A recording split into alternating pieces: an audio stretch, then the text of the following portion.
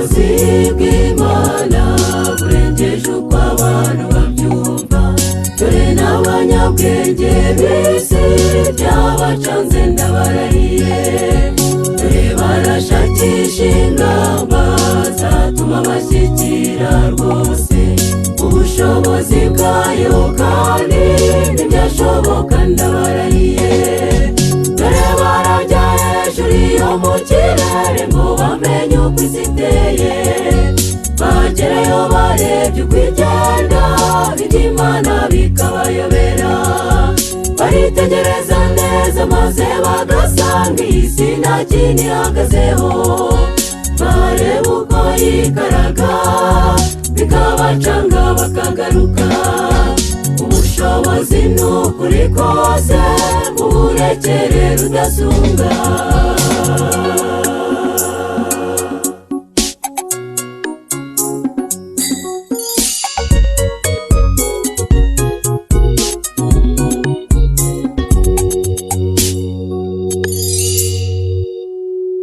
Ubushobozi bw'Imana burengeje uko abantu babyumva. Urebye ukuntu umuntu aremye wakumva iby'ubwo bushobozi. Dore mu bihugu by'abazungu bajya bashaka kurema umuntu. Umwuka wiyahanze ibyo byose ntibawubona ndabarahiye.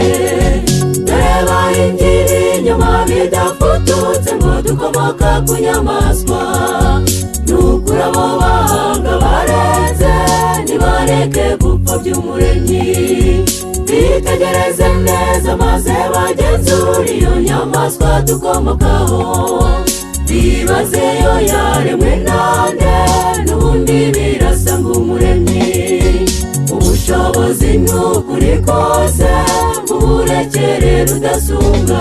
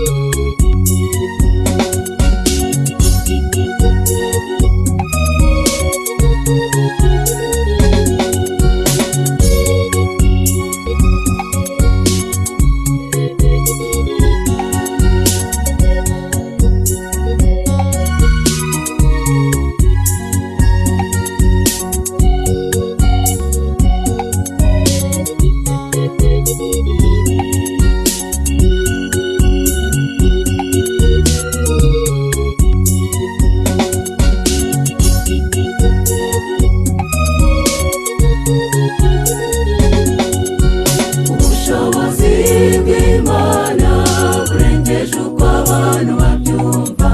Dore abahanga bajya mu kwezi no mu yandi masi yo hejuru.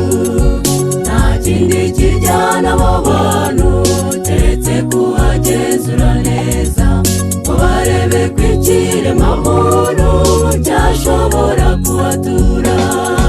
Nubwo bafite ubwenge bubasha kugenda bukagera iyo yose, nta mwuka babasha kuhabona kuko Imana ntiyawuhashyize.